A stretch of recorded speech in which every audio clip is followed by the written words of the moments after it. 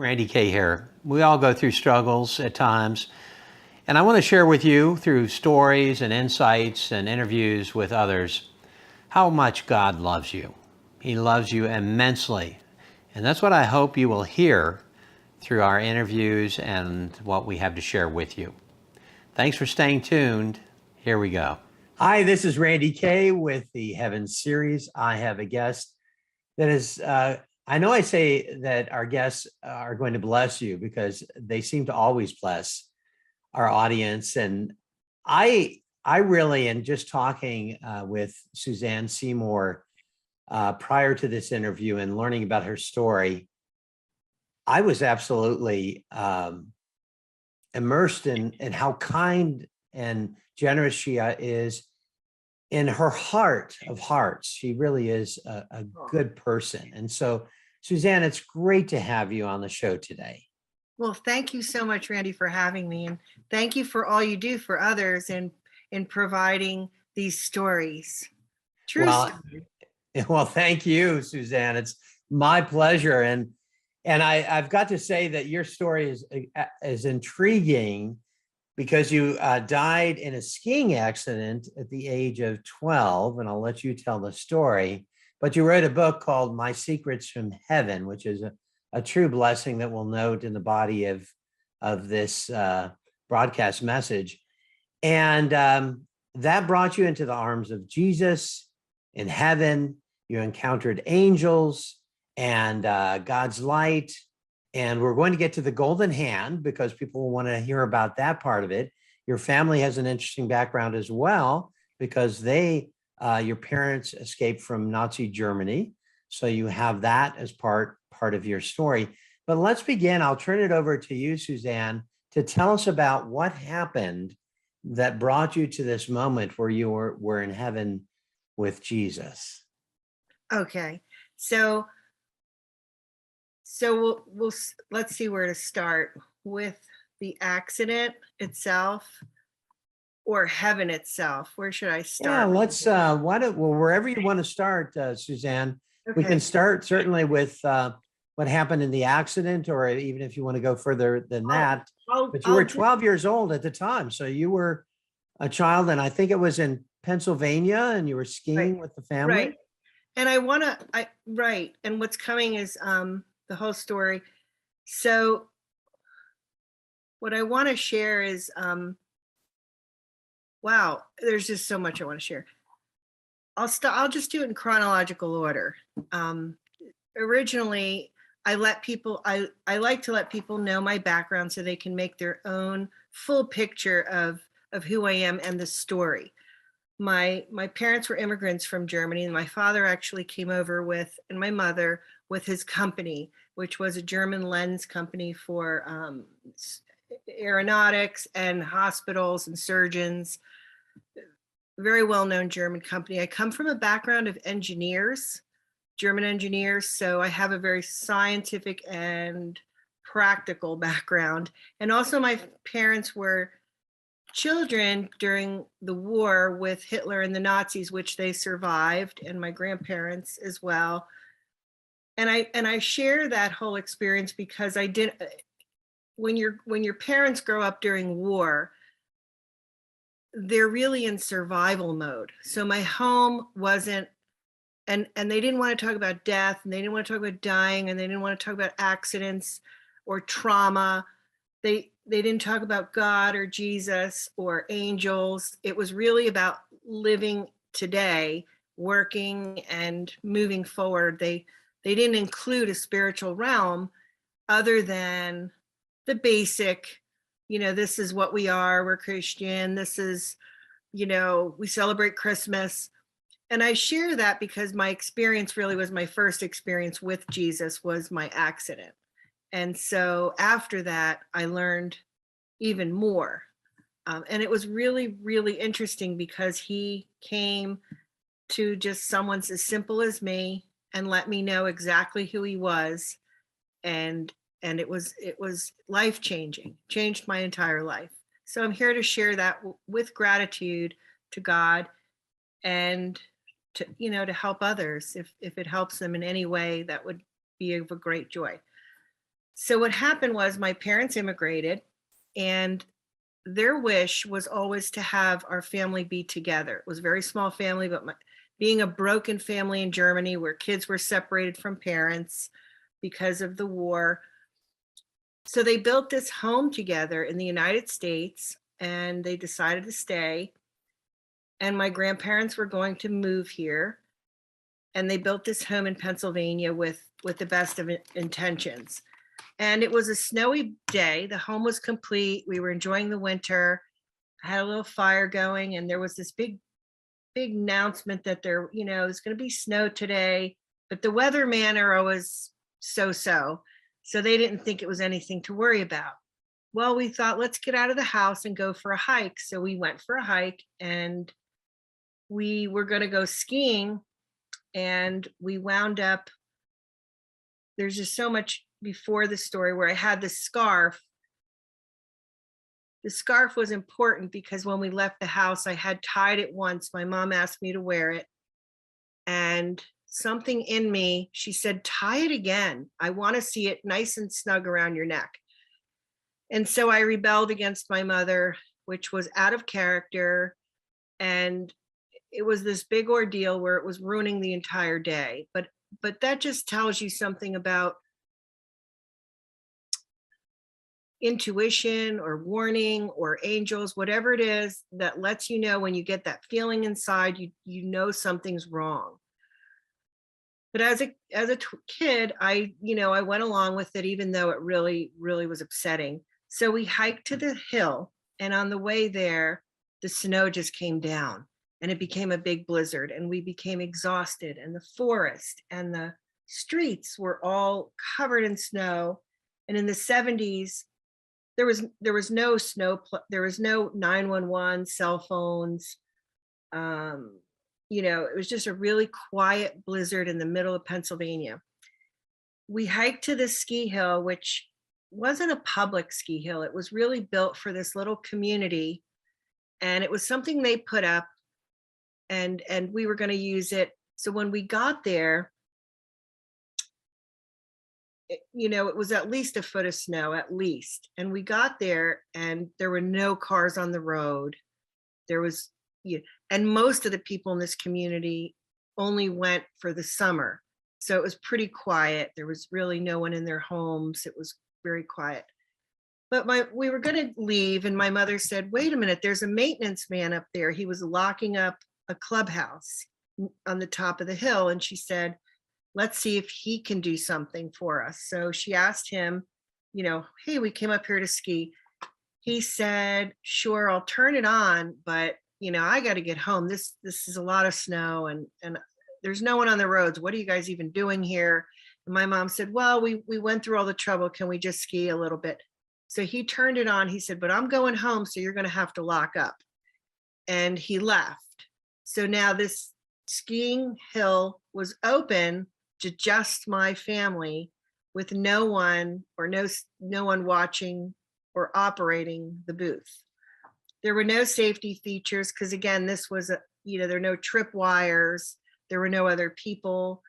So that sets the scene of the drama. So upon skiing, my scarf, we went up and down a few times, and my scarf was long, it had fringe, and unbelievable. This rope was not regulated, and my brother said he watched it bounce in the snow. It was really forceful and fast. So, and it twisted as it went up. And at the top of the hill where the rope went in, there was a little cutout where the rope went in and a cutout where it came out. And it was probably the size of your head. And I remember that because my grandfather, the engineer, and my dad, before we started skiing, we all went to the top and we looked at it. And I remember thinking, I wonder if our heads could fit through there. And we looked inside, and it was so scary because we saw these big giant metal gears that were, turning this rope, and then it came out on top, and we were, wow. And so my grandfather, of course, just wanted to see the mechanism. So as we went up the hill, my parents and my grandparents were at the bottom of the hill. They did not ski. So I went on the rope a few times. My brother said if you didn't grab it right away, it would burn a hole through your gloves. This is how strong it was. And he watched it bounce. It was just wild. So we got a hold of it, and we were so excited. And I remember I went first, and all of a sudden I noticed, I thought, great, I did it. But then I realized, oh, there goes my scarf. Why is it getting tangled? So the rope caught my fringe on my scarf. And before I knew it, it quickly wrapped around the rope and hung me. And it got so tight, I couldn't fit my hand through where the knot was. And then I knew I couldn't loosen that knot because it was a double knot. So there was no way I could slip it over my head. I knew that this was a noose now for me.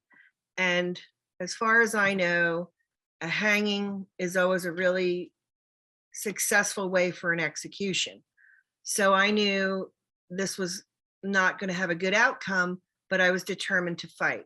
So I fought the whole way up the hill, trying to unravel, knowing that it was just getting worse and worse. And my brother was behind me, and I asked him to let go because I didn't want him to see his sister, go into that little window, which I knew, that little hole, which I knew I'm either going to get decapitated or my head's going to get crushed if it does go through, because this scarf is not coming off. This scarf and the rope were one, and it just kept twisting. So at the end, I knew I was hitting into all these poles that were on the way up that were metal. And, towards the end, I just got this sense of, I'm going to fight until the last second. And I did. And then I remember counting down and knowing, okay, this is it. I don't remember ever hitting the booth, but so I believe that my neck broke and I died before, like right before. But I do know that the scarf went through this booth unexplainably. And here's the German engineers at the bottom of the hill. They see this brown and white striped scarf come out the top, go through the whole machinery and come out the top perfectly straight like a flag without ever having any holes in it or tears. It just flew straight, no tangles. And how could that be? So my grandfather and my father, everyone knew that there was something very supernatural going on. They knew God was involved now. They fell to their knees and knew. No, when I hit the booth, I remember immediately looking over. I was laying on my left side and I saw this light and a person, I thought, coming towards me. And I thought it was my dad because it felt so loving. And so much loving and protection and rescue. I felt like someone was rescuing me. And I got excited because I thought, it's my dad. And there were two others with him. And he came close very quickly. And as soon as he was there, I felt a sense of urgency. As soon as he was there, he knelt down before me and looked in my eyes and put out his hands. And immediately he let me know he was Jesus. And I looked and I thought, all I could see was all this love and light all around him. And I remember everything about him that he wants, that you ever want to know about him, he communicated with his eyes in an instant. Within a minute, I knew all about Jesus, all about how much he loves me. And I felt like he knew everything about me, like every thought I had, every emotion I had, my worries, my concerns, my everything, right down to, I always say, my DNA. I felt looked at through and through. And there was this beautiful, like goldish light in his eyes that was very natural looking, like a light brown with those flecks of gold. And it just was rays of love. And he was the light. He was that light. And with him were two beings that I didn't know what angels looked like. So to me, they were just two males, and one was tall and one was shorter. and they had on, I didn't know what like a gladiator or something would look like. I never saw those kind of movies in the 70s, but they had on almost looked like gladiator clothes with robes. And so they looked really tough. And they had these big wings. And I thought, wow, later in life, I look back and I thought, wow, when they say God has an army, he really does. And so they were very kind and a little bit silly because they were hurrying, and the one of them kept tripping because they had these boots on, and it looked like he was stumbling a little bit, and the other one was saying like, come on, hurry, hurry. I felt the urgency, and they made me giggle because they were smiling and trying to get there really quickly. And Jesus had his arms out and picked me up and let me know everything was going to be all right. And I was 100% in a state of love and understanding and bliss and trust. It was an automatic trust that I trust to this day more than anything else I can ever imagine. So he carried me, and the two, I'll call them angels because they weren't like the female looking angels with sparkly wings, but they were loving. And they flew right next to me. And I remember looking at the wings thinking, what are they made of? Because they look really like a feather bed, soft, but they were strong because you could hear them like rustling, like. And so we were flying, and we flew up, and I could see down below what my mother was doing.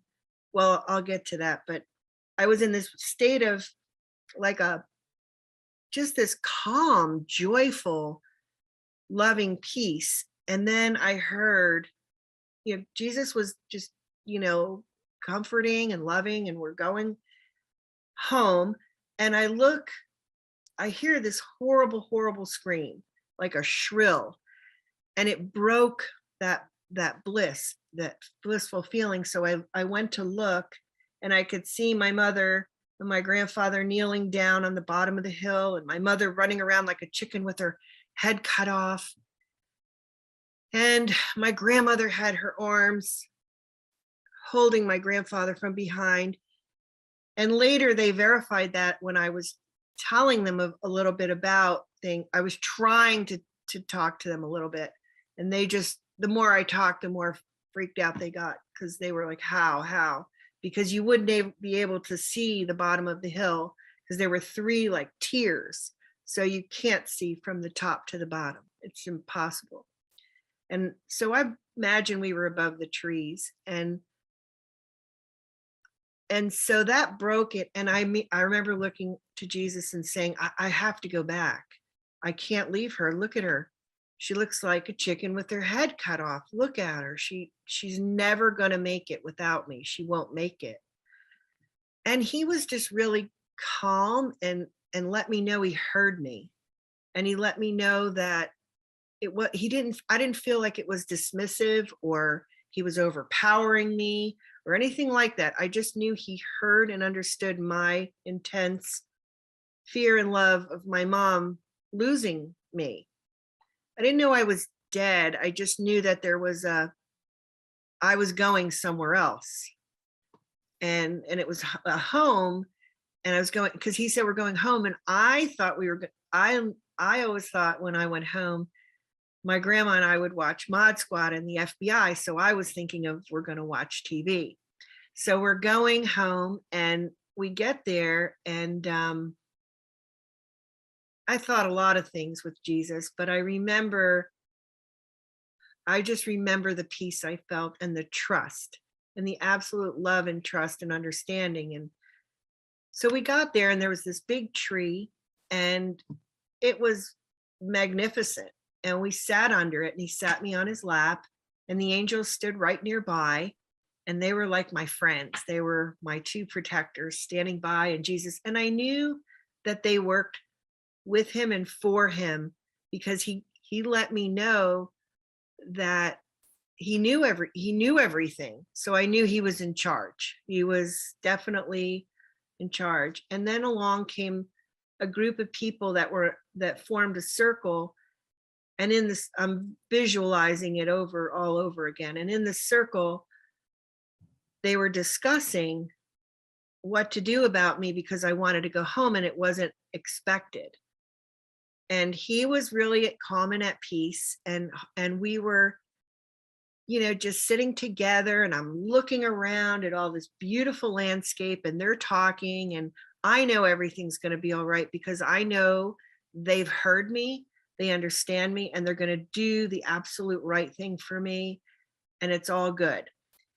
Well, all of a sudden they start getting a little fidgety with, well, we can't surely do that. And I don't know what was happening. They just kept asking, are you sure you want to go back? Are you sure? There was always this like surprise that I wanted to go back. And so I kind of felt a little bit like the problem child. Why does she want to go back? This is so wonderful here. Like, what are we going to do? So in came another council, and they came. I call them a council now, but when I was a child, they just looked like regular beings. I guess the same as when you have a fire and out in the country, and you call the volunteer firemen and they come in from all their different towns with the light on their roof, except these glide from their towns and they come very quickly. And I knew that they were a different group that was going to help the first group. And there were so many. The first group had maybe a dozen or so, I don't know. And the second group, multitudes of them came. And so now they're really talking about it. And in the meantime, Jesus and I are sitting by the tree, and he's showing me this tree. And there was lots of wonderful things and interesting. And then they're all talking, and then all of a sudden, the second group is still kind of miffed what to do. And now they're asking, are you sure? Are you sure? I just remember there was a lot of like, why doesn't she want to stay? And Jesus is still sitting and holding me. And I'm thinking, I really do want to stay, but I can't. I really can't. So I knew there was some sort of system and order and like a government, because now they wake up someone they didn't want to. And it feels like, all this unfolded in my adult life as well, because as a nurse, you try to do everything you can before you call the doctor. And so that's how it, looking back is the best way to describe it. So they wake up someone that I know is going to have a very specific purpose. And they didn't want to. I could see, like, it was almost like they were counting straws, like who would draw the short straw to have to wake him up. And it's not that he was sleeping, but he was, it was like you really have to need him if you're going to ask him to help. It wasn't like, he was very specific. And so he came and he showed himself to me as an older man with a white beard and old. And I thought, is that maybe because of wisdom? And he communicated to me to really look at him. And I was in sort of a like haze of all the beauty, color, and Jesus's light. And he's like, look at me, like pay attention and etch it into your mind. So he showed himself forward and sideways, and it was like I could draw it in my mind with a pencil. He said, remember this, remember. So, and he was kind of grouchy, and I called it grouchy when I was young because it was more like he was serious, and he was so loving. There was nothing scary. It was just, he let me know that this was like important business. Like this was not a game or a silliness. There was a work that, it was fascinating. So he was serious. And so he picked me up, and then he showed me around, and I called it heaven's landscape wherever I was. And it was really this place. And he showed me, I just call them buildings because it looked like, I didn't know what really universities were or anything like that, or I knew libraries at 12, but it looked like he let me know that there were records in there. And he wanted me to understand the seriousness of that. Like, everything is recorded, everything is written down, everything is just. It's like, in making this decision, I guess they wanted me to know that everything's considered, everything's known, and I'm just a piece of a bigger picture. And so, as much as I want to go back, they're going to look at everything. And that's the best way I could understand it. There's so much more as I got older looking back, and then I would learn through certain scriptures. But the truth is, he brought me back with just in giving me all this insight to understanding that these things are not just fly by night. Everything is important and everyone matters. So when I got there, again, there was this trust.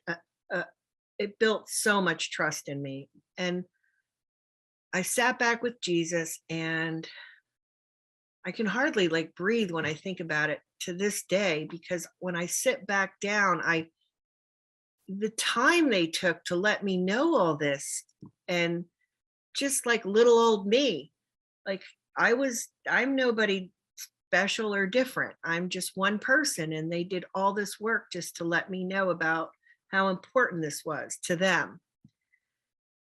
So I knew after seeing Mel, and I didn't know who he was until I was an adult. I didn't have a name. He didn't talk to me. He communicated telepathically, very seriously, through his eyes.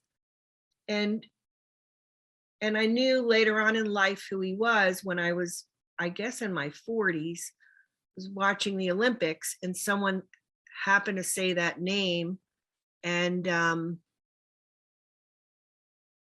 everything in me stood still. And I'm like, what did you say? And I never heard it before. And so I started to write it down, and I didn't know how to spell it. And I kept asking, can you say it again? Can you say it again? It was very noisy. We were actually in a very loud place watching the Olympics. So I'm scribbling it down on a napkin, and I'm trying to remember it, because I know this name is the name I was supposed to know. And I thought, what do I do with this? So it was Melchizedek. And who in the right mind I'd never heard that word ever. And I thought, what? And I don't even know if I say it correctly. I was thinking, I'm not even sure, but I knew I had to put that word with that image. So now, thanks to Google and the internet, I'm looking up, and pictures are a funny thing because they're helpful and they're not, but I did find absolutely like a similar one, and I just knew. And I thought, wow, okay, that makes sense, because his energy, his being, he was a very serious, commanding person. So like, he was commanding me to pay attention. And anyway, I went back to Jesus's lap while I was there, and in the end, because now I could feel there was a sense of time, like they, and looking back, it makes me realize that returning was a big gift, because my body was so mangled. I don't know that you can always return to that body, but looking back, I realized all the trouble they went through. And I believe Jesus was healing me the whole time, because I was so badly injured. And it was amazing. So then I kind of don't want to leave there in this moment, remembering it. I'm sorry. I'm just remembering it and just feeling it all. And I'm like, it's so nice to recall it all.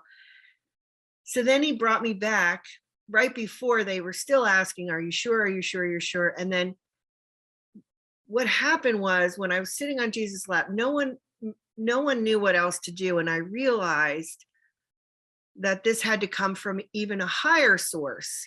So over these rolling hills that were like a green color, it looked like when you're in an airplane and you can see down and you see all the lights, but I couldn't see the city. But there was all these lights and coming from a city, and they were gold. And the reason you couldn't take your eyes off them, because they all of a sudden now stream together, and this big, like the size of Mount Everest, golden light comes, and I call it the golden hand because it came like a hand and it reached for Jesus, and then Jesus and the golden light, like it touched Jesus and they kind of became one. And then I knew that was God, and then I knew Jesus was God. And I watched how he's so humble. When he sits with you, you're sitting with this humble, not ostentatious, not, overpowering or controlling or beating his chest, or none of that. He just feels like this absolute comfort and joy. I just remember when I hear about Jesus, the joy is what I recall, is so much joy. So the golden light, they enmeshed, and then in that came the answer. And I knew that the beings tried, and I think that I understood the learning from Melchizedek. So Jesus was kind of supervising them, I guess, to figure it out. And then in the end, when they really weren't able to, he stepped in and said, I could go back. And he brought me back, and he said, I'll bring you back. And they told me, the counsels did tell me, we can't promise you that you're going to heal. We can't promise you're going to have pain. Are you sure? Because you're going to go back and have a lot of pain and suffering. And we can't guarantee anything about your physical. We don't know how that's going to be for you. We're worried. They didn't say worried, but it showed concern for that happening. And Jesus said, I'm going to take you back, and I'm going to stay with you until I need to, I knew he was going to stay there. And he did, until my parents came. And then it got cold, because then I felt the snow, and then I looked and I saw all the blood, and I was still laying there. And then I remember realizing the shock and the trauma, and his warmth was moving away, and my parents were coming up the hill. And I remember my mother was saying, who is she talking to? Who's talking to her? Is someone else there? I think someone's there. So she thought maybe another rescue team. I don't know. And she slowly stopped when she saw no one was there. She didn't see Jesus. So, then they got there, and I just knew I was going to be fine. And I was in this state of joy. And here I am, this bloody mess. And I'm looking like I just had the most amazing day ever. And they're just blown away by that. So we didn't have a hospital nearby. I had to go all the way from Pennsylvania to New York. The roads weren't plowed, so my dad had to run to the nearest home, which was quite a distance, and hope somebody was home.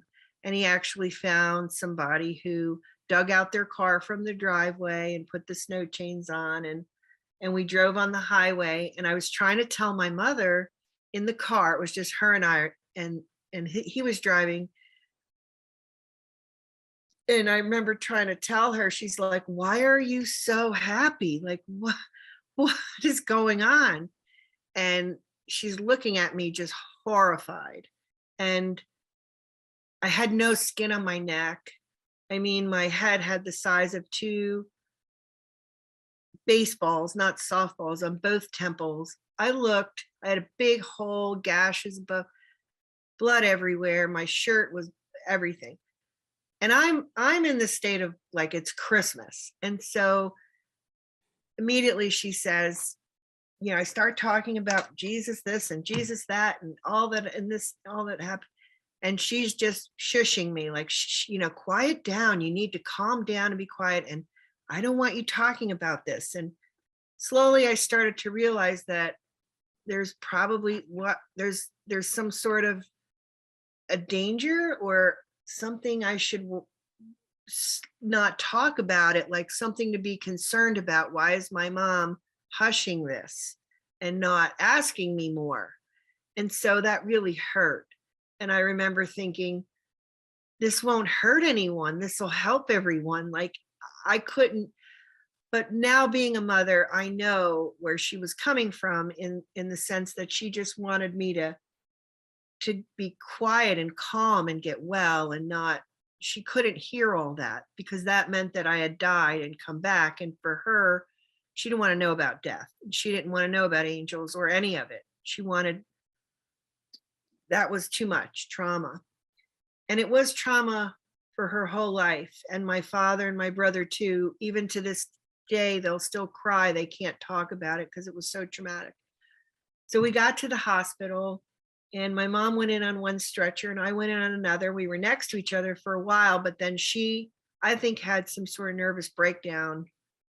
And as soon as she saw them cut the shirt off of me and wring it out, and it was just cut, I had a yellow like turtleneck on and they just wrung it. It was bright red and they wrung it out in the sink. And then the next thing I remember being on the stretcher, and it was a Catholic hospital. So all these nuns were coming and more and more and more and more. And they're saying, it's a miracle, because the doctors are taking me to the operating room.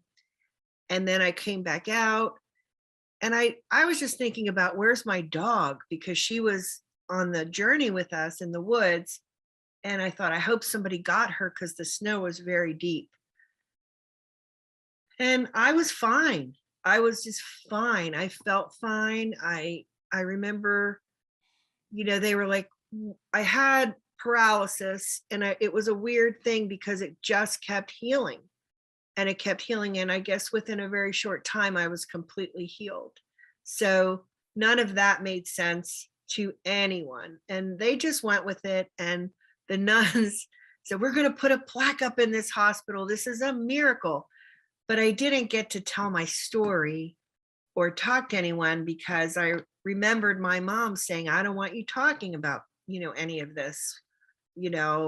I don't want you, I want you to stay quiet. I want you to, just rest. And when you're 12 and your mom tells you something, that she has your best interest at heart. So you believe it.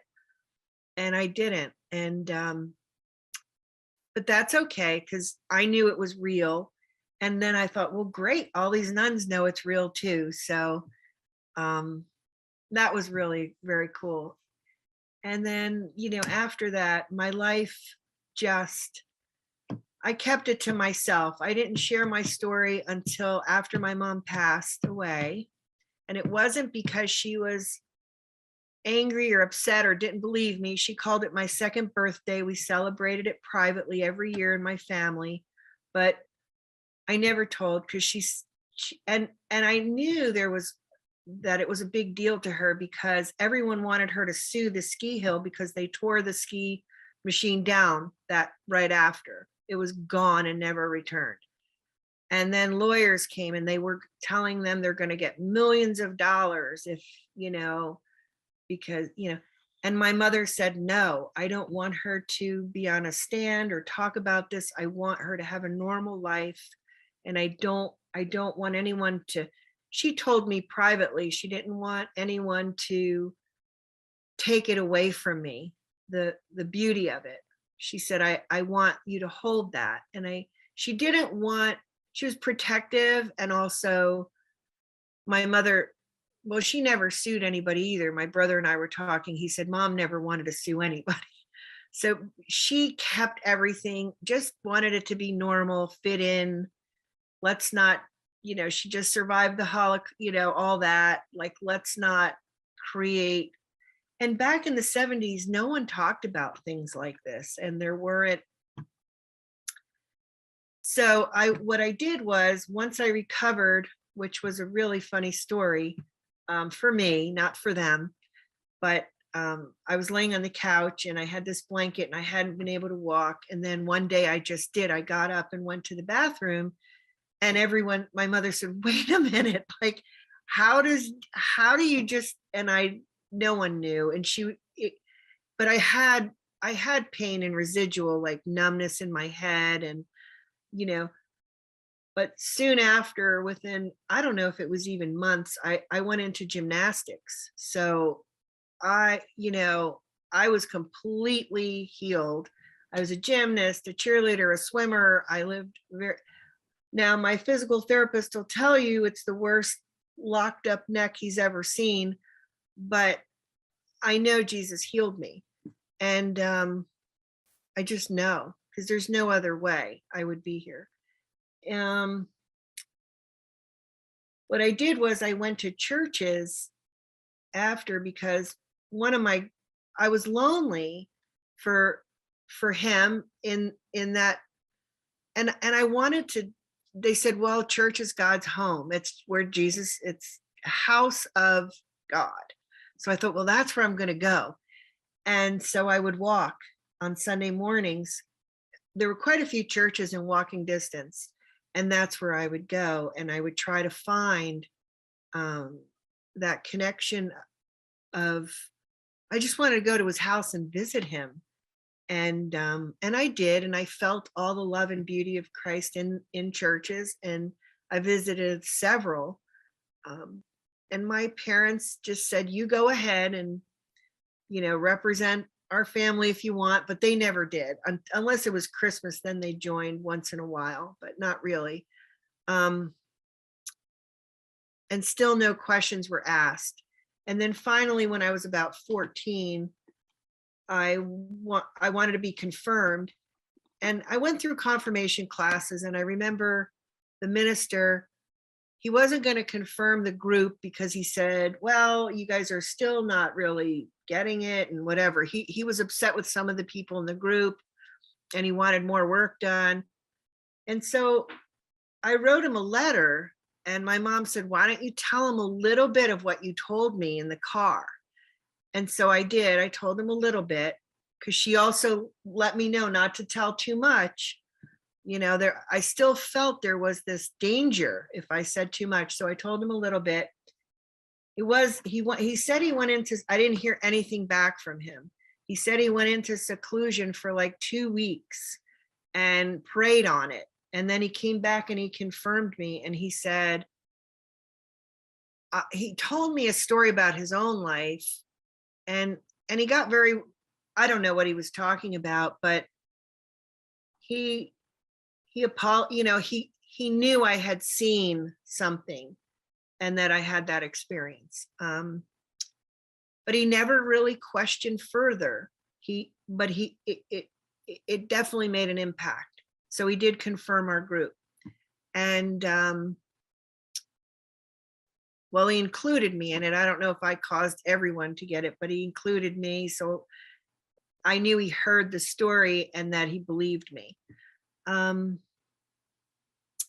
never questioned anything about it. I just thought, what a shame that, I can't really share this story, because I thought that was the one place that maybe they would want it shared. And so throughout the years, I have later, once I wrote my book, because of the experience, I didn't share it openly until later in my life. My mother passed away, and within days I started writing. I got a calling that I needed to write. And I remember looking up and saying to God, are you kidding me? I don't even write Christmas cards or birthday cards. Like, I'm not a writer. Like, how much more do I have to do? Like, I've made my life around, I became a nurse, I became an RN. And I did that at 19. I went to a counselor my mother took me to through her accounting firm, and they did all these tests and everything to make, to see what I fit in best with. And he sent me home with a big book of careers. And I said a prayer that night when it was quiet at my kitchen table. And I said, God, whatever you think I should do, because I really don't know, except I wanted to be a stewardess. So my mother said, you're not going to be a flight attendant. You're going to go to college. And so I said, okay. And then I remember hearing him say, I want you to be taken seriously. Like, I want you to be respected. And so I said, well, guide me. And so I took the book and I just flipped the pages. And I said, wherever it stops and wherever my finger lands, that's what I'm going to do. So it stopped on nursing. And if I tell you, my family laughed so hard because they said, she won't even clean out a turkey.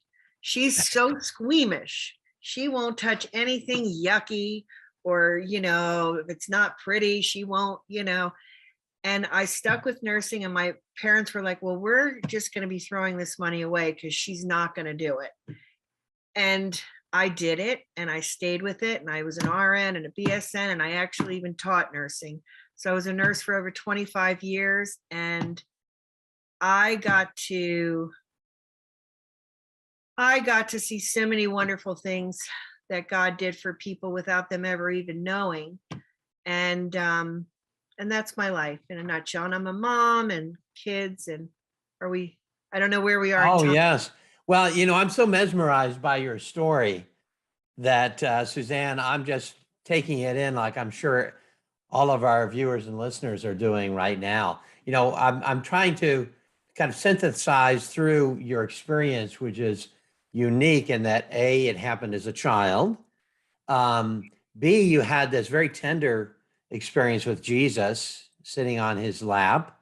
But also the B part is very intriguing to me, because you referenced the angels as a council of angels, and correct, the council of angels, and then you had like, it was like a committee for sure. I call it a council because that's more of a better word. But at 12, I didn't have the understanding of a council or anything, any type of, government or community or hierarchy. Until I was older, I could always see how much of it we have here, how so many systems here are set up in a similar fashion, yet so different in power struggles and things. There, none of that was an issue. Right. It was safe. It was safe. Well, it makes sense, actually, because at the beginning of time, of course, the Bible speaks to the dynamic of about a third of the angels having left to fight God and God's authority, and they became the what we call demons. But there is this potential conflict or discussion. But the ones that remain, the 2/3, they were beholden to God, so they were operating under God's authority, and it makes sense that there are in the Bible and I've studied the angels, 3 types of angels. And I'm not a theologian, like I don't know the ins and outs of what you know. So I love to hear how you. Please go on. Well, I think from a child's perspective, and that's what's so fascinating about your account, Suzanne, because you're recounting this as an adult, but from a child's perspective, because that's when you had your experience. So you've obviously processed this through your adult mindset. And then the child, you were just taking it in.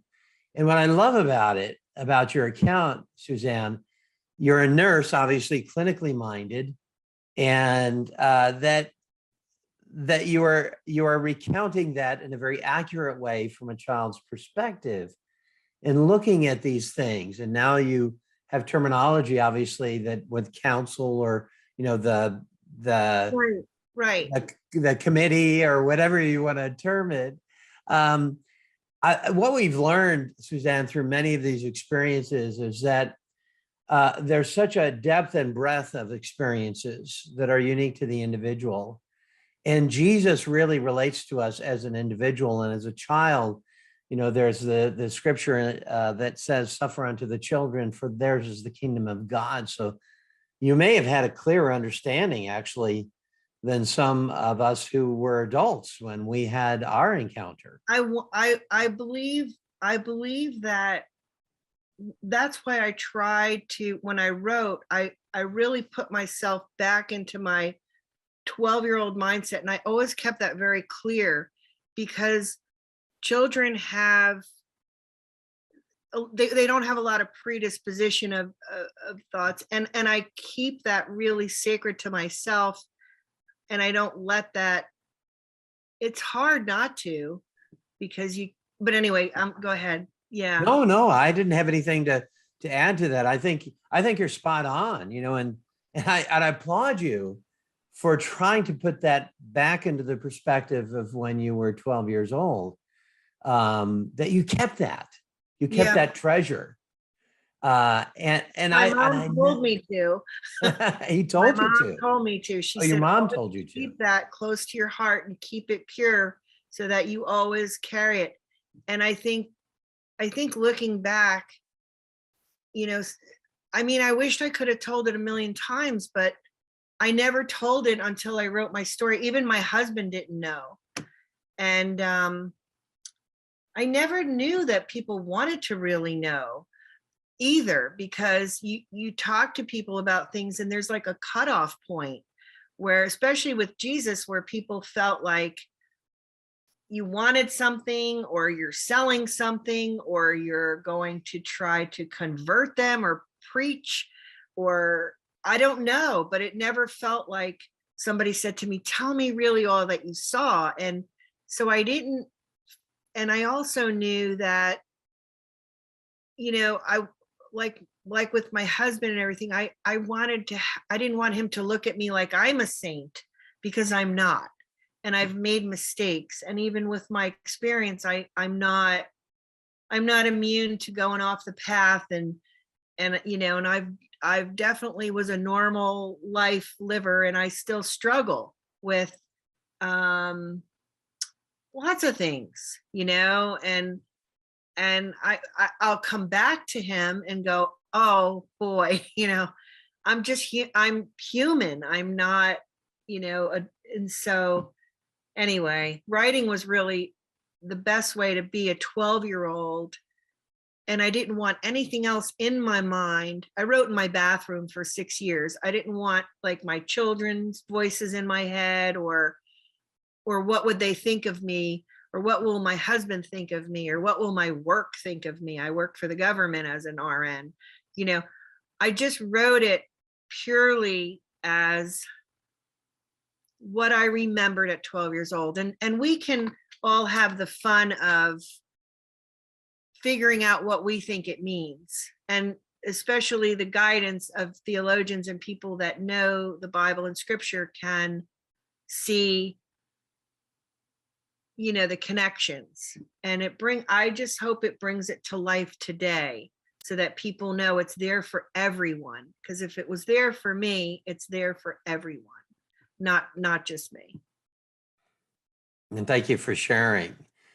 Suzanne, I wanted to ask you this, and that is, when you were recounting this in the later years as you grew up, after you grew up, were you there in the moment? What was the memory of it like? Was it a distant memory for you?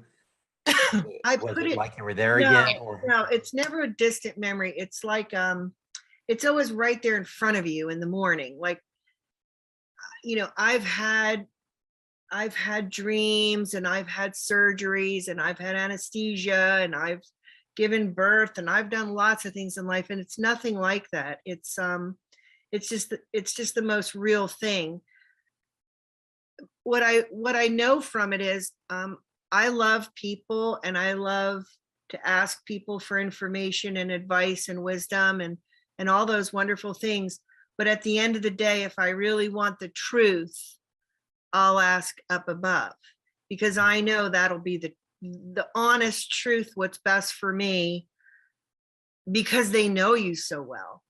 And it's pure love, and there's no manipulation or hidden agenda, and there's no control. And so I feel sad for people whenever they think that, well, I don't want to be controlled, or because they hear the words that like obey and different words, and they think they're being, but those are really those are really wise words. They're wisdom words. It's all about wisdom. And would I want to get in trouble with God? No, no. You know, do I have fear of that? Yes. I mean, there's a respect that I say, I hope I say this right. And every time I speak, I'll pray first to ask for the words. Please help me make sure I articulate it correctly, because words can really get you into a lot of trouble quickly. And there it doesn't. So here it does. You can get tongue-tied. And so I pause a lot because I know that's pretty much, I know it's the Holy Spirit helping me to wait before I speak. So I'll pause because I won't always know exact words to connect, to communicate it through, because it's so much, it's so powerful. My whole body, sometimes after talking, I don't sleep the whole night I'm like high as a kite because it's so much energy of love that you're just wide awake and ready to go dancing all night. So I have to like tone it down and keep my feet planted and get through this part because I'm not there. But I did learn it's all connected, Randy, like on earth as it is in heaven. When I said the Lord's Prayer, I remember hearing it's one big kingdom. Like, to me, on earth as it is in heaven, to me felt like we could do better here. You know, we could have more joy, more peace, more. It's all available, but we kind of muck it up and we don't always listen. So, and it's hard to know what you're listening to, and I get it. And I feel very lucky that I saw it, because I always say I'm always more inspired by people that have blind faith than by myself, because I saw it. But people who have blind faith are truly heroes to me, because they genuinely believe without ever seeing. So that to me is such a good heart of a person. For me, like, I have no choice. I witnessed it and I saw Christ. Like, there's nowhere else, nothing else I'm going to believe. Well, You know what I Jesus said as much, certainly, when he said to the disciples, that they had seen him, and he said, "Blessed are those who believe and have not seen him." So Right. that there is a blessing on that the Lord has for those, and there's a blessing that you and others that have shared with our public. You've had great courage in doing so, because you are obviously in a profession that requires a great deal of respect on the part of. I'm retired now, so that's Okay, fine. so maybe you're more at liberty to share, right? Well, I was in the business but world. I was working when I wrote it, and I wouldn't care if I would still work if I could. But here's what happened to me was, after I wrote it, within a couple of weeks, I had heart surgery. I had a heart attack, and I had to be rushed to Johns Hopkins for open heart surgery. And on Easter Sunday, like, the guys from Harvard, and I know doctors and I worked in cardiology, and so they wouldn't touch me with the 10-foot pole because I had an inoperable area. So what happened was, on Easter Sunday, they wound up doing the surgery because it kept getting delayed a day or two. And so they all said we had help. And my cardiologist, I remember when I first met him, I said, "You're going to save my life today." And he said, "Yes, I am." And he held up a little cross, and we looked at each other. Now, we're both in the business, so we can talk frankly. But it was a beautiful thing, because when I didn't know what day it was, because I was in so much, I was on machines and everything. So, but when they said it was Easter Sunday, I thought, "Oh, you're kidding me. You're kidding me." So they're like, you've got to tell your story, because I said, I just finished writing my book. Maybe I'm not supposed to tell it, and I got a little fearful, because I thought, maybe I should just And very quickly, some really cool things happened. Like my next door neighbor, who I just met because we had just moved in, and she was running to her car, and I gave her, we had a quick conversation, and I told her I was in the hospital and what happened. And she said, please tell your story. It would be a blessing. And she went on to become a minister, actually. She, so we had this very unique connection. And then my son told me, he said, because I let them read the manuscript, and he goes, Mom, you've never been afraid. Just be fearless. Just do it. And so I did. And my family was supportive, and that meant a lot to me. Did they all, I just don't know how people get through life without something like this. Because even for me, life has so many challenges, and our loved ones, we watch them have challenges, and I can't imagine not wanting or having that amount of support, especially when you can just lift it up and say a prayer and put it in God's hands. But of course, I have that trust to know whether I like the outcome or not, he's handling it perfectly correctly. Like I may not like it, or it may not be what I want, but I know I asked and I will be given the true answer. Does that make any sense? Childlike faith, I think, Suzanne. Yeah. You have childlike faith. and It's that's- almost as though the heaven encounter that you had as a child has carried over. Obviously, you're very articulate and very intelligent, and yet you maintain that. It seems like you maintain that I level am a of- 5-year-old. Sometimes my daughter will tell you. And well, that can be a good thing. I think we all could go there, like we can go there in the Peter Pan like story, Peter Pan.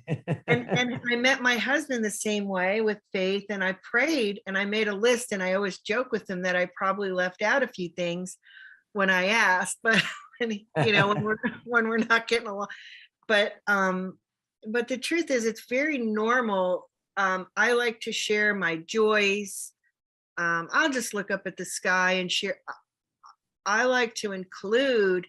And so when I hear people being put off by, God in your life, like it's another thing, or, for me, it's very fun. It's magical. And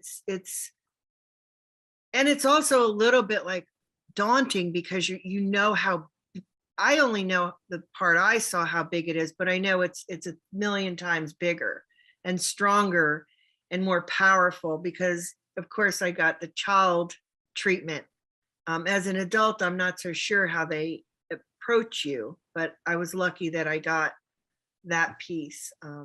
Anyway, it was absolutely, I could go on and on. So please stop me, because I'm loving it, Suzanne, and I trust that others are as well.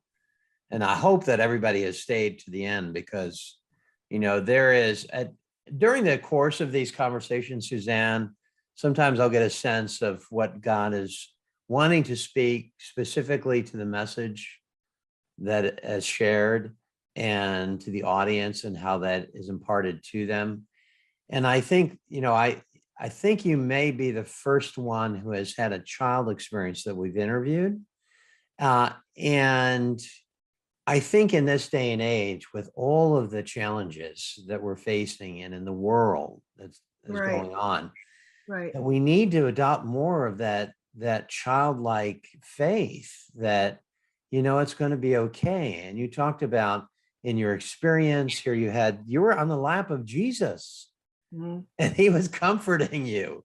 He was the comforter. And then you had the angel, the Melchizedek, I think, who was there, and he was a little bit daunting. He was like, get serious about this. This is, we have a decision to make. And, the council was meeting, and Jesus at the end of it, Jesus is saying, okay, well, I've made my decision, Right. basically, right? Right. He lets you know he knows everything going all along. And much like a teacher, he supervised, like I knew that he was watching everyone and everything. So through that, that he really knows everyone and everything that's going on, you know. Um, you know, and I knew too, like I used to laugh when people, not laugh, that's the wrong word, sorry. When people said rest in peace, for me, I used to think, as a kid, I used to think, but you're not really resting, you're working. Like, no offense, but when you pass on, you're going to be working. I hate to tell you, you're going back to work. But you'll love it. Yeah, but you're not, right? But there's no money involved. So that takes out a lot of problems. And so the work is actually the same work with a good intention, but there's a lot of work. And so just seeing, men in some sort of armor, I knew they came from work, and I knew these councils worked, and there were buildings with information. So, and Jesus oversees, all of it. And and you wonder, like, are 9 billion people too many? No, absolutely not too many. Not even a drop in the bucket too many. I mean, this is like beyond what we could create here. So, but it's also really relatable on some level, on some level. I would never, ever, ever say that I understood it all, but on some level, I can always relate and crack a joke to my husband and say, like, yeah, that's, it's all connected. So he's always watching, listening, and a lot of things here. I always feel sad when people blame God, because I think, but we have so much free will. As a child, he listened to what I wanted. I wanted to go back to my mom, and he heard, he let me know that he didn't dismiss it. He didn't treat me like he was this almighty and you will do as I say. He was calm and loving and listening. And that doesn't mean he wasn't strong either. So it was magnificent power. It was just this magnificent power that I still feel about this big next to him in that power. Like, I still feel like there's so much more I want to know. And yet I don't need to, and I know he'll tell me when I'm supposed to. So yeah. I'm glad I'm alive to be able to tell the story, because after the heart attack, I wasn't sure I would make it. And neither was my cardiologist. He would say, please, like, don't, mess this up. You're really, I've never worked so hard on anybody. So wow.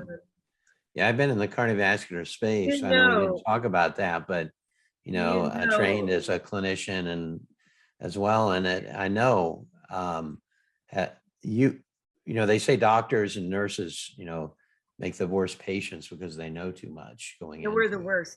And so here I am talking to you on this amazing program, and that you provide for so many listeners that now have the opportunity to hear God's stories and decide for themselves where they want to be in that relationship. And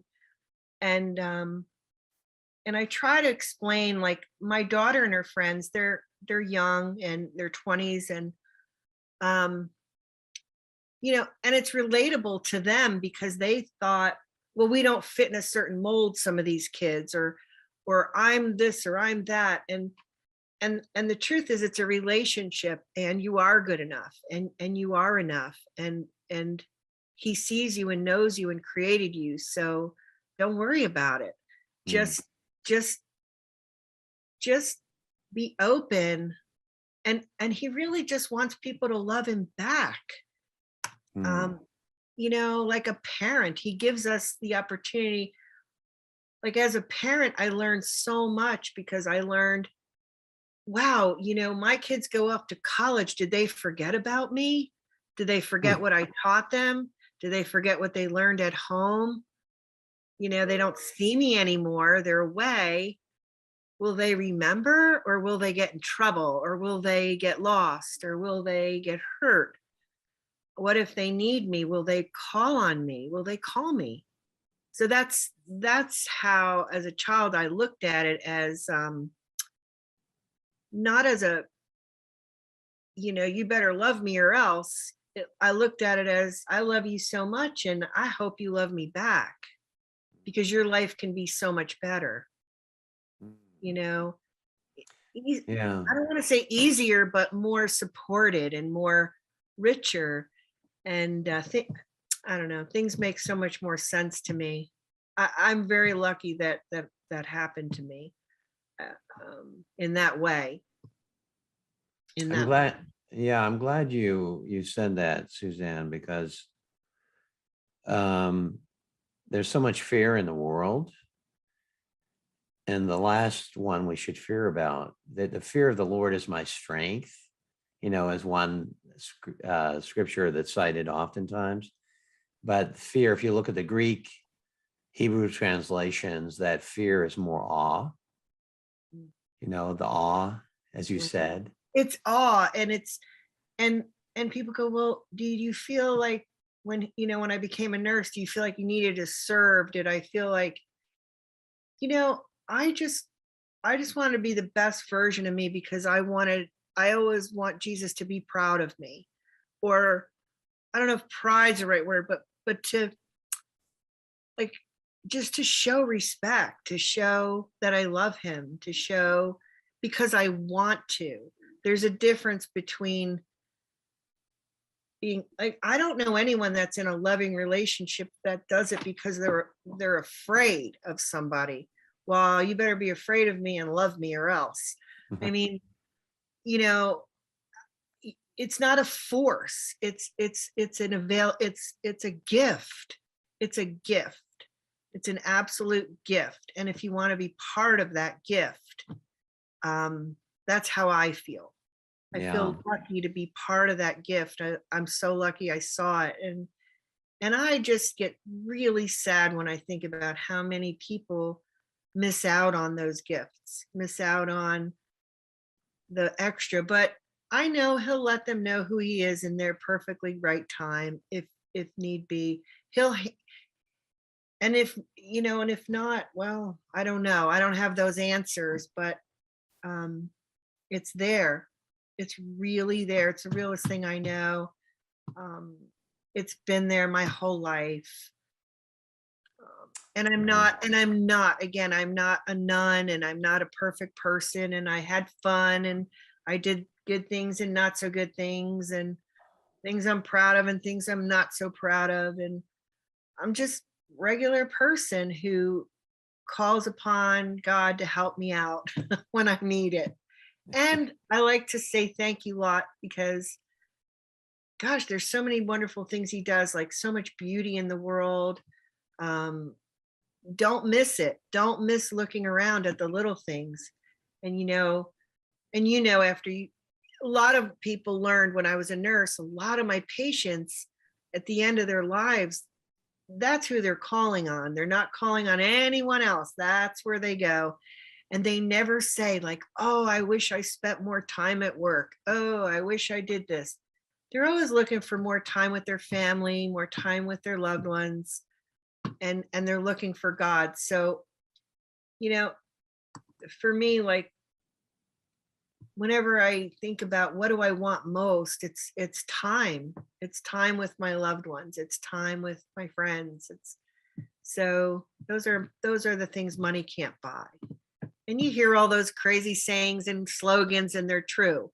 They're just that is the truth, that from my experience. And there's so much joy. I do see the pain and suffering when we hear the crucifixion story, and I know that makes me cry inside every time. But the joy is so big. I mean, he's just so loving and joyful, and there's so much good. It's just amazing. So, but yeah. Yeah.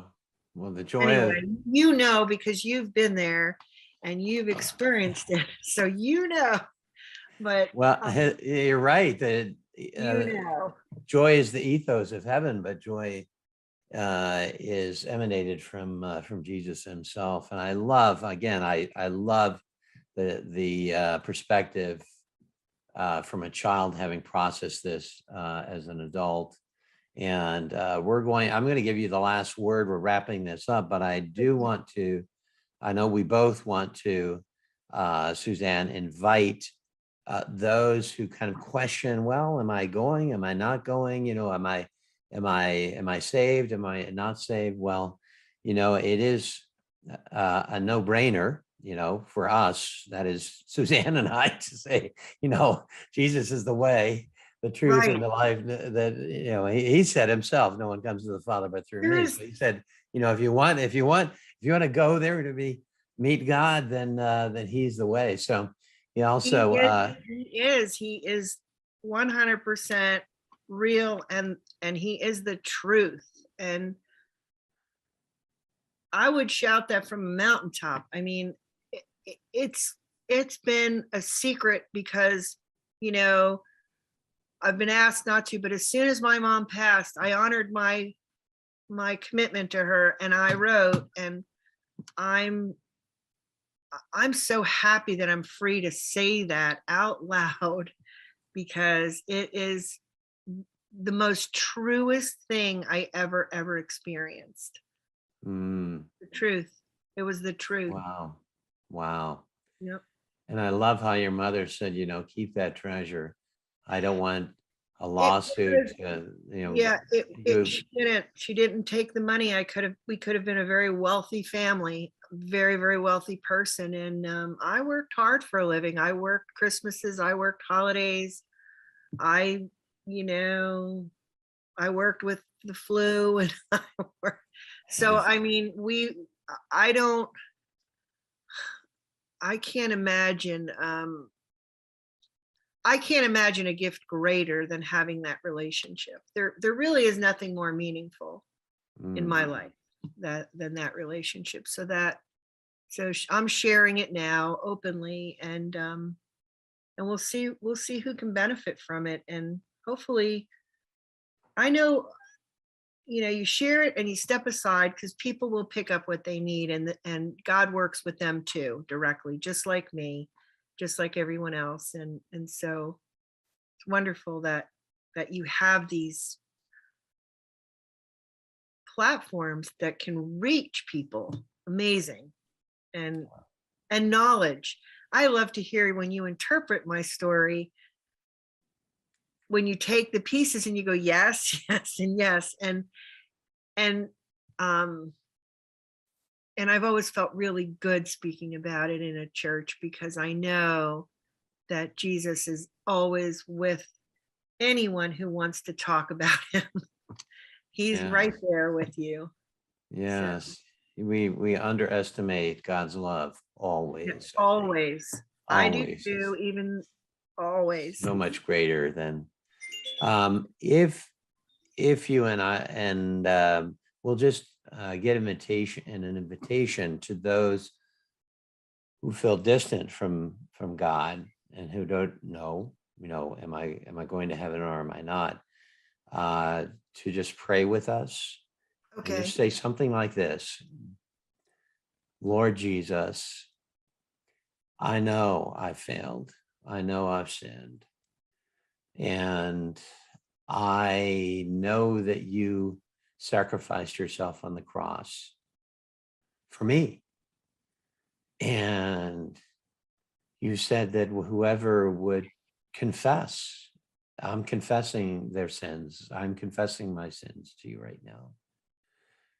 And that you would, and I'm asking you, Lord Jesus, to become the Lord and Savior of my life, and to take control of me, so that I might live with you and for you all the days of my life here, and that I might be welcomed by you into heaven. If you pray something like that, in your heart, then the Lord says, welcome, my beloved, to you, because you have at that point the birthing of God's Spirit in you. You become the temple of the Holy Spirit. The temple that was built in the time of Moses and all of the prophets. That temple was torn down, and it doesn't exist to this day. I mean, it's just a remnant, actually, a wall, Right. basically. But Jesus imparted his presence, that is the Holy Spirit, to those who are his children. And so you have that. You've got God with you day in and day out, every second of the day. So it's amazing. news. When It you is. invite him, he comes. And Yes. and when he's with you, it just makes everything easier in the sense of knowing that, I mean, why not go right to the top? He's Yeah, like, right. Stop messing around. Go into the throne room. no, just go right to the top. I mean, he's offering to be there, and he's just hoping that you love him back. And how can you not? Because someone who loves you and that much, I mean, how it's like if you have a really loving father, and how do you not love your dad back? Your dad loves you so much, and he's been there for you, and you've been sick and all different kinds, and in good times you can't wait to share. It's very much a child and father relationship with a really, really super dad, the one you dream of, and then some. And so we get to see that, and I think that's a lot of the experience we have when we're parents is we get that opportunity also to, and what do you do with a child that doesn't love you back? Well, you still love them, don't you? And even when they're bad, we still love our children. And even when they're, doing things we don't agree with, and we've given them advice and they're not listening, we still love them.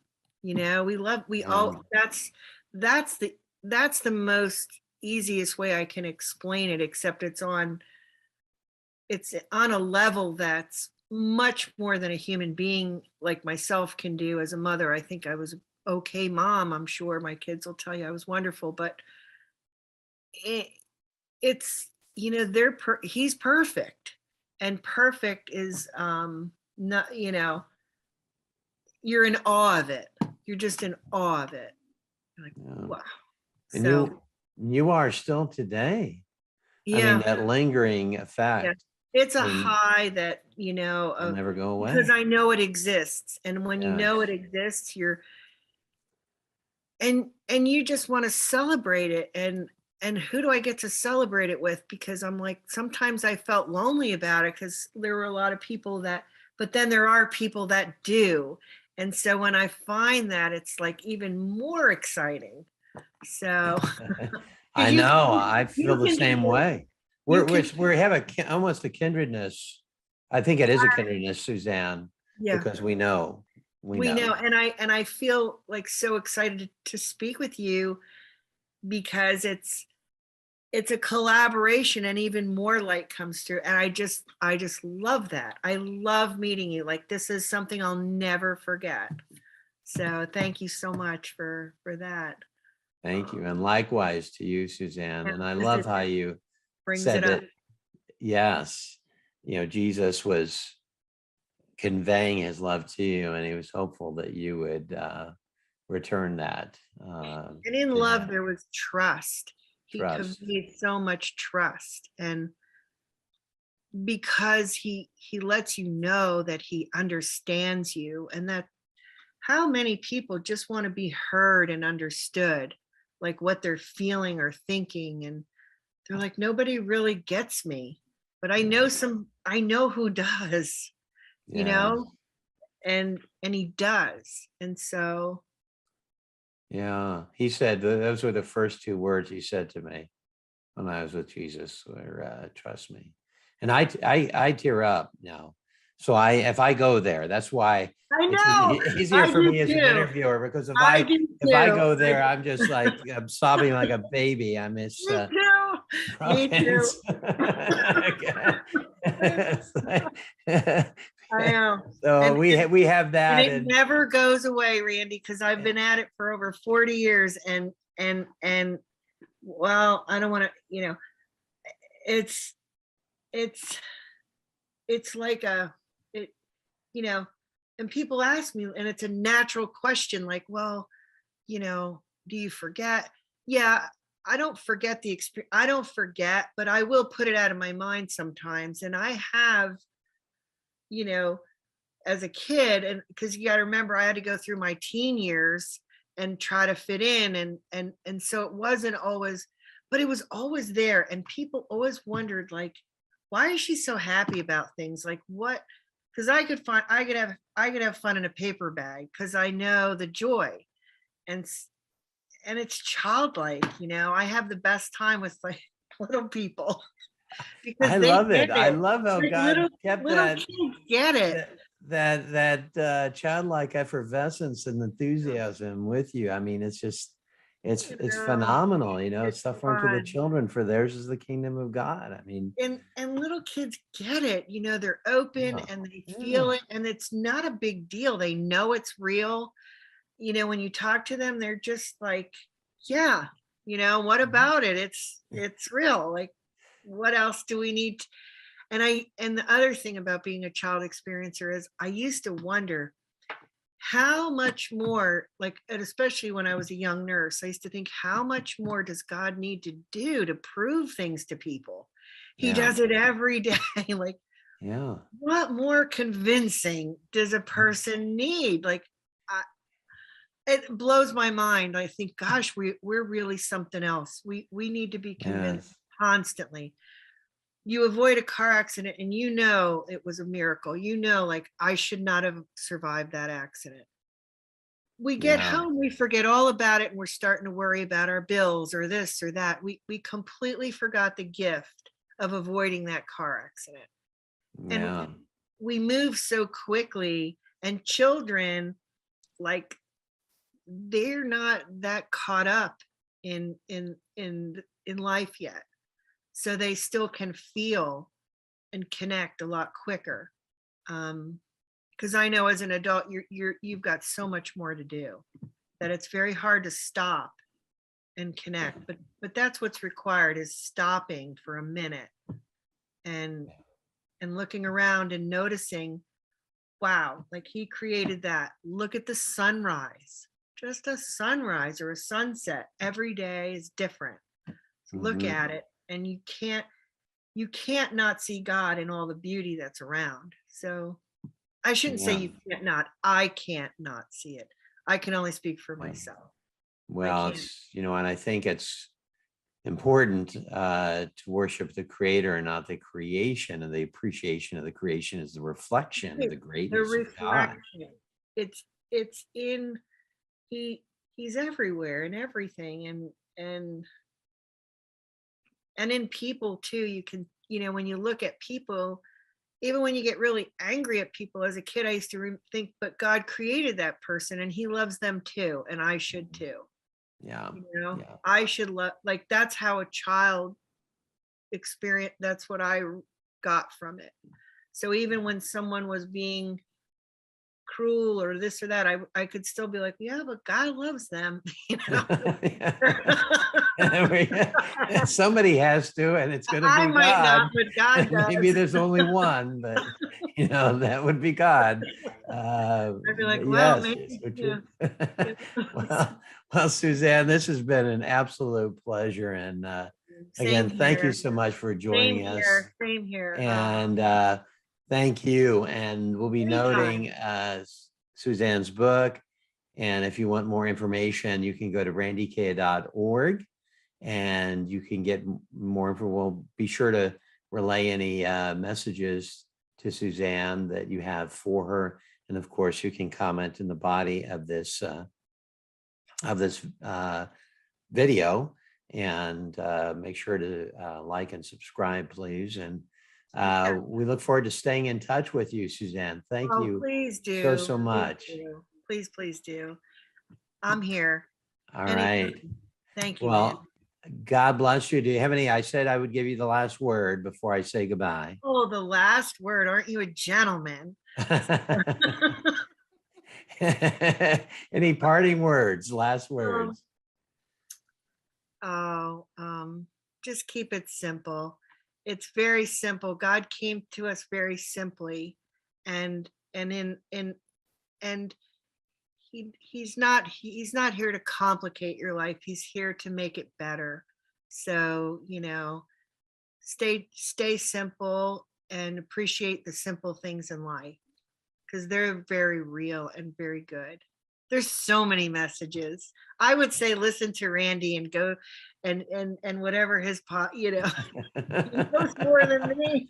But I'm just very simple person, and I find the greatest joy and love and light, and I find God in the simple things. So keep it simple. That's a great last message. Well, until next time, this has been Suzanne Seymour and Randy K. And be of good cheer, because heaven is in your future. Take care and God bless. God bless. Thanks for listening. Please like and subscribe. And if you'd like further information, go to our website at randyk.org, where our mission is simple: to share the great news of God's love.